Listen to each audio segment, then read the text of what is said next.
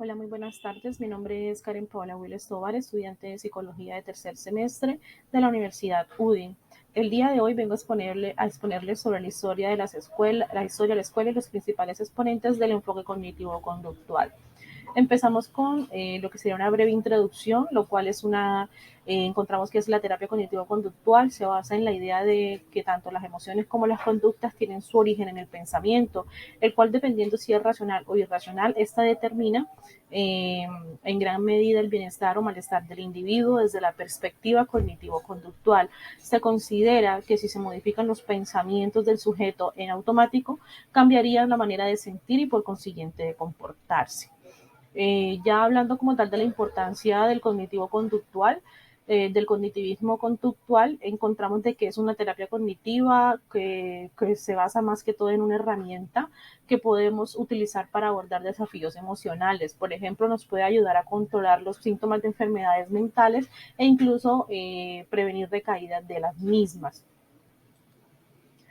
Hablando ya un poco sobre la historia del conductismo, encontramos que este surgió en el siglo XX como una alternativa a la psicología experimental, centrada en el análisis de la conciencia y en su lugar propuso la conducta en sí misma, en tanto actividad como el objeto de estudio psicológico. Watson estudió el ajuste de los organismos a sus entornos, más específicamente los estímulos o situaciones particulares que llevan a los organismos a comportarse. Sus acercamientos estaban influenciados principalmente por el trabajo del fisiólogo ruso Iván Pavlov, quien enfatizaba directamente que la fisiología y el papel de los estímulos en producir condicionamiento clásico. ¿Sí? Entonces ya directamente con el tiempo surgieron unas clases de variantes conductuales que ya hablaremos más adelante a lo largo de la materia, como son una radical, la metodológica o ya bien conocida como la mediacional. Ya hablando un poco más sobre los principales exponentes, encontramos a Iván Petrovich Pavlov, el cual indicaba que el aprendizaje como producto por condicionamiento clínico utilizaba ya directamente temporales, por lo tanto podían perderse si no se reforzaban. ¿Sí? Ya directamente seguido a Pavlov encontramos a Watson, el cual es el fundador del conductismo. Este nació en 1878, murió en 1958. Este fue un psicólogo estadounidense donde para él la psicología no necesitaba de la introspección ni de la conciencia, ni del alma, ni de la mente, del mismo modo como la física o la química no la necesitaban. Se podría decir que su propuesta sobre la psicología era en tercera persona. Tenemos también a Thorndike, el cual elaboró una teoría a la que denominó conexionismo. El aprendizaje se genera por ensayo y error. Este exponente postuló tres leyes, que son la ley de asociación, la ley del ejercicio y la ley del efecto. Encontramos y tenemos también a Skinner, el cual basó sus teorías en el análisis de las conductas observables. La teoría de él la teoría del refuerzo, la cual se basa en utilizar reforzadores positivos o negativos, provocando que la conducta operante se fortalezca o ya directamente se debilite. Continuamos con lo que sería el conductismo.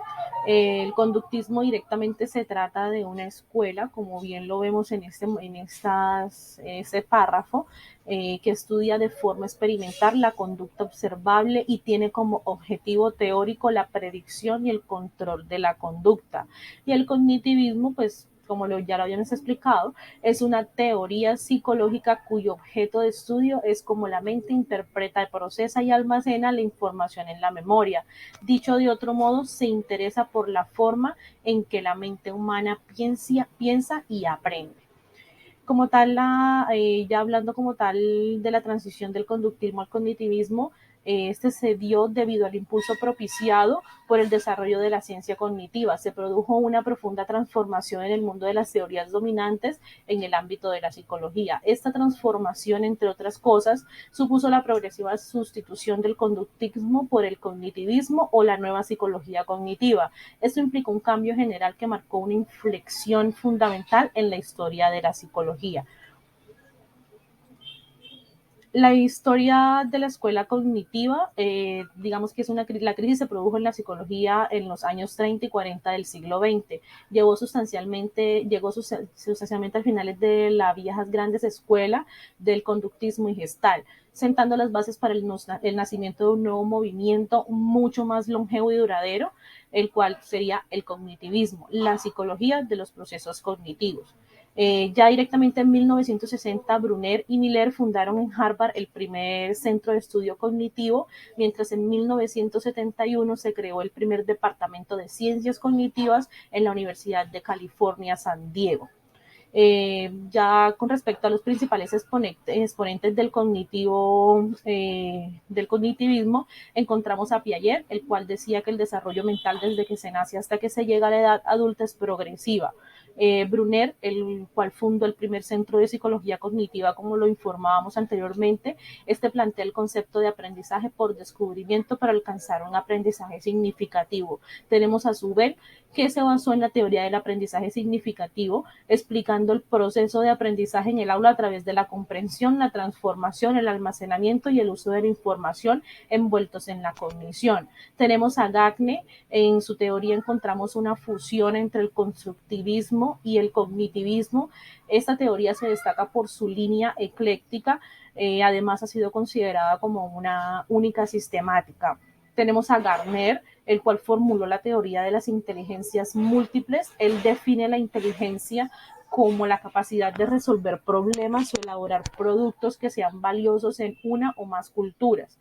Y ya directamente hablando como las bases para el modelo cognitivo-conductual, el cual se convirtió en un modelo que define que son las situaciones las que provocan las emociones y conductas, sino lo que piensan dichas situaciones.